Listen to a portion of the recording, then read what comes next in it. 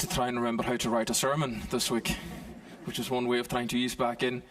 But the miracles, quite often thought of as sort of magic tricks that Jesus does, without a lot of thought given to the why. Perhaps even people who aren't particularly familiar with the faith have an idea of the fact that Jesus did miracles, or there's some claim to him having done it. But the miracles, I think, answer quite a big question that a lot of people have. A lot of people still have the question of, well, is God real? Is he there? More people are curious about that than would probably admit to it. But also, if he is there at all, then what is he up to? To what extent does he intervene or interact with our world? And people, ordinary people, as well as great thinkers and philosophers, have been seeking to answer that in a variety of ways since all the way back when Jesus was walking the earth. Some of the ideas and audiences that were around in John's time, the likes of the Epicureans, were of the view that, well, God does exist, but he's such a powerful deity that he's so remote that he's kind of left us to get on with things here where we are in the world. So the best we can do is, be nice to people and enjoy life to the finest degree possible, and that's kind of your lot. And then historically, lots of other peoples have believed, well, yes, and God is kind of part of the creation. It's kind of all part of the same thing, or we all have a little bit of God inside of us. And, I find it interesting. Whenever I can, especially when I meet new people, I'm really curious. I ask them what they believe about God. And I still hear these kinds of answers today. These basic ideas haven't really gone anywhere. What are some responses I've had recently? I think he is there, but as long as you're basically a nice person, that's all that really matters, and that's all he's interested in. Or, I don't believe in him because if he was real, he would have intervened in a situation which I found a bit difficult and tragic, and so he can't be real. So it's more like the sort of Epicurean thing. They've decided, he must be terribly distant. But I think the miracles really powerfully in the gospel answer that question and tell us about the relationship that God has in terms of where he dwells, but then the extent to which he intervenes and works through our world. And of course he does that through the person of Jesus, who the Apostle Paul tells us is the image of the invisible God. Now John takes a bit of a different approach to the rest of the gospel writers, and they all do their own thing with how they're going to talk about Jesus' miracles. But John kind of, in John chapter 1, explodes his book with a bang, saying, in the beginning was the Word. Or if you like, he says, in the beginning was the kind of perfect expression of God, God's communication, God's revelation, his answer to us. So that was there. And then John says, I'm going to take you on a journey, and I'm going to leave a bunch of signs to show you this person that I ended up following was actually the Son of God. And here's a bunch of signs. And here's how he did his miracles in order to reveal that and show us what God actually thinks about the world that he's made and that he's created and how he interacts with it. I want to go through it by first setting the scene of this, as John says, the first of the signs, if you like.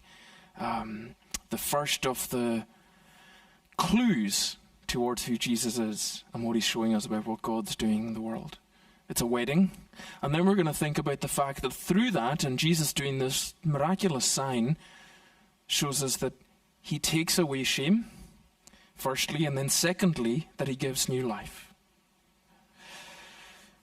Jesus, we hear, goes to a wedding, and his mother was there. Now, just before that, Jesus has been baptized, and he started to amass sort of the core group of disciples around him. We know he's just called Philip and Nathaniel, and that's just come in the chapter before. And it's arranged really nicely because right at the end of chapter 1, Nathaniel's what you might call a bit of a skeptic. So he would maybe be originally in the camp of, I'm not sure about all this miraculous business. I don't think he was expecting to see anything like this. But he didn't mince his words. And so Jesus called him, and then Jesus gives him this promise. Very truly I tell you, you will see heaven open and the angels of God ascending and descending on the Son of Man. So we already have this hint that whatever's going to come next it's going to fulfill something of that. The audience at John's time understood that there was our world in earth and there was the heavenly world of God. And this is a really big claim, because Jesus was saying there's almost like a portal going to be opened up, where through who I am and what I'm going to do, you're going to see some interplay between the realm of God and heaven and here on earth. So he's at the wedding and he's invited, and there's some hints that this might be the wedding of somebody who's quite affluent, or coming from the family of someone who's quite affluent, because we know that there's chief stewards and under-servants, and you would need a bit of means in order to be able to pull off a wedding and an event like that. And a wedding in this time, a Jewish wedding, was quite different to what we know to be a wedding. For one thing, it probably went on for about a week, rather than just one day. So there's new guests coming and going all the time. I don't know about you, but I'm exhausted after a wedding, particularly if I'm involved. So there was that, but then there was also in the background the shame honor culture that's always in the sort of background of the writings of the New Testament, where in order to have or continue to have standing and esteem in the community, in this village, one had to put on a really good event. And so the wine beginning to run out, that's something of a social and societal disaster. That is going to massively pull down one's social standing. And so it's not just like, oh, well, the wine's run out. I suppose it's soft drinks now. The wine, as it is quite often when God's speaking about wine, it's highly symbolic of celebration, lavishness, enjoyment. It's got all those connotations. And so running out is a big deal. And even you and I know something of the disaster of a wedding that goes a bit wrong, even when it's just for one day. My wedding went 13 some years ago now, went mostly pretty well, except for my best man completely forgot his speech. And if you think it's long when I'm up here and sometimes I forget what I'm meant to say, imagine that going on for about 2 minutes. 120 seconds, dead air. I think we all just wanted the ground to swallow us up, and I hope he won't mind me sharing that. But it's probably what I remember the clearest about the day now. These things stick with you. And so you can see the host just in his mind going, this is going to be a disaster. So Jesus steps in and he does this miracle in order to remove any possibility of that shame happening. And the way he does it is so interesting, because the mother goes and says to the servants in verse 5, now do whatever he tells you. And then he tells them to fill the jars with water so they're full to the brim. And then he told them, draw some out and take it to the master of the banquet, and they did so. And then, of course, the wine is excellent and better than the first lot. Now, Jesus doesn't have to do this. There's an indication at the start of the story that he thinks, my time hasn't come to show my glory. Because all John's signs that he's going to show about Jesus are going to build to the climax of the great sign, where Jesus dies a shameful death in order to take away the sins of the world. And truly this man was the Son of God. That'll be obvious for people to see. He'll draw all people to himself. But he starts with this one. And he does it, it seems, it's not necessary, and it's perhaps some people would be traditionally uncomfortable with this. They think Jesus and church and God is to do with, somberness and not reveling and not celebrating. And I grew up with a strong Puritan background, which has sometimes been described as the dreadful thought that someone somewhere might be enjoying themselves. So this has been instructive for me as much as anything. He doesn't have to do it, but this is the way he first begins to reveal who he is, by allowing the host in this of this great banquet to save face, to not end up with the social and societal shame that would come from this. And I love the way Jesus does this, because sometimes the way Jesus is kind of caricatured is that he went around as a wonder worker and doing spectacular, a bit like a magician would at a show, you know, and there's a big build up to the main event and all eyes are on them. And the way I read this was it's almost like Jesus just stays where he is and just tells some people quietly what to do and they do it. And he doesn't demand any of the credit for it. He does it very quietly, and I think he does that because all of that, it's almost like it's a covert operation that allows the master of the banquet to save face. You know, he doesn't stand up and make a drama or a commotion about it at all. And it's beautiful, and what I take from that is the fact that when we're wondering about where God is and what he is like and what it would be like to encounter him, well, this is one of the linchpins of it, is that what Jesus shows us about what God is like is when he comes to us, he's not going to shame us. Because many of us can carry, whether it's through guilt of our own sins and misgivings, or whether it's through shame that has been heaped and poured upon us from our own background, perhaps even to childhood, we can project the avarice and the fear that, well, God, and suspicion that God is going to view me the way perhaps I view myself, or others have viewed me or told me I ought to be viewed. And we have this beautiful picture of the safety of Jesus and his assurance and promise that he will not shame us, because, as we were singing about, all the shame and scorn that comes with our sin and brokenness was poured out upon him. And he took it upon himself, so that you and I can have it lifted off us. He takes away shame. That's how he shows us what God, firstly, is what God is doing in the world. In some sense, he came into the world that he might remove not only the sin of stain, but the stain of sin, but the accompanying shame that goes with it. And then secondly, he gives new life. They followed his orders, and the master of the banquet tasted the water had been turned into wine. And he didn't realize where it had come from. And he said to the bridegroom, everyone brings out the choice wine first, and then the cheaper wine after the guests have had too much, but you have saved the best till now. The context of this is so interesting because, you know those great big jars, the 6 of them holding about 150 odd gallons between them? They were there for ritual purposes. They were there so that people who were devout Jews who wanted to take part in ritual purity could sort themselves out before eating at a wedding banquet, clean themselves up. So they're a potent symbol of that, if you like, old covenant, Old Testament, old way of approaching God. A potent symbol of how one had to approach God and if they wanted to be close to him, how one interacted with him. And then out of that, he brings water that then turns into the best of wine. And just as the disciples and the gospel writers knew their Old Testament, as I'm fond of saying, so did Jesus. Because he knew that wine was a potent symbol of many things, not just this, but one of its symbols was of feasting and banqueting with God.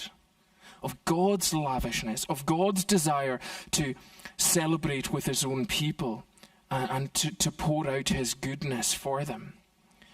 And ultimately, you know, if you follow wine all the way through to the conclusion of all the Gospels, it's the new covenant in his blood, which we celebrate at communion time.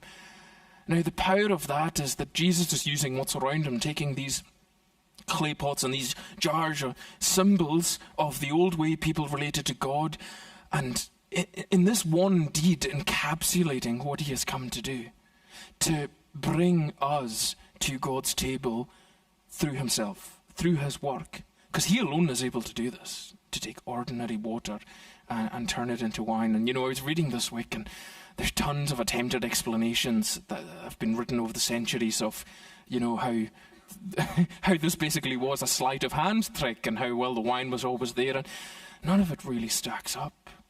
You know, this attests to the fact that whatever we may think of Jesus, he made these claims. There's a reasonable amount of evidence that they happened, and then we are left with the awe and the decision of, well, what do we do with someone who can, if you like, play with the laws of nature like that, who can do what is far beyond what any of us could do, what even the most gifted human being could do.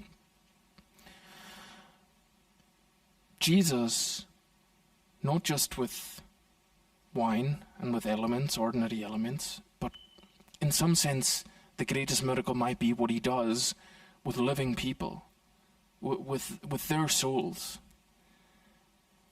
He comes that we might have life and life in all its fullness. He comes at the end of the day to transform individuals like you and me, to take us from something that we were and make us into something new.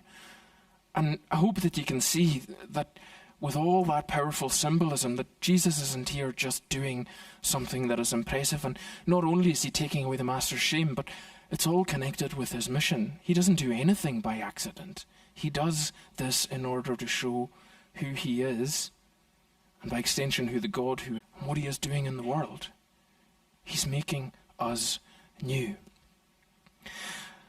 And just like this ordinary water becomes something that is a cause for celebration, that is what the life of any person, you and I, any sinner, placed through the hands of Jesus, and with some faith to watch him at work, becomes truly something that God celebrates. I tell you, there is more rejoicing in heaven over one sinner who repents. Do you see that there's a power and a celebratory instinct to what God is doing through Jesus in the world? And perhaps the challenge for us is, if we're claiming that we have had an encounter with God, and he has changed our lives and has made us like that new wine. I mean, the connotations of that is that it's beautiful, that it's the best, that it's better than anything he's tasted otherwise. That if that's our lives and that's what's happened to us, that we should have a pretty good taste. And what I mean by that is, if we have passed through the hands of Jesus and he's worked in us and we've had an experience and have faith in him, that it'll make a difference.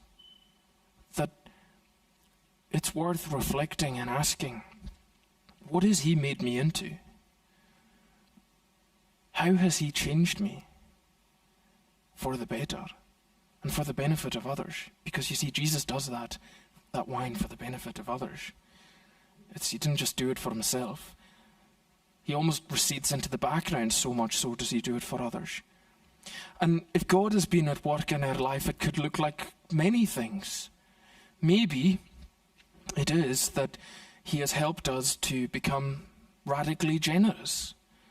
You and I live in an ecosystem, in a world that is obsessed with the storing and the hoarding of wealth, and it's characterized by horrible amounts of inequality. And a really potent and obvious example could be that we see whatever we're given as to be poured out in love and lavished for the good of others.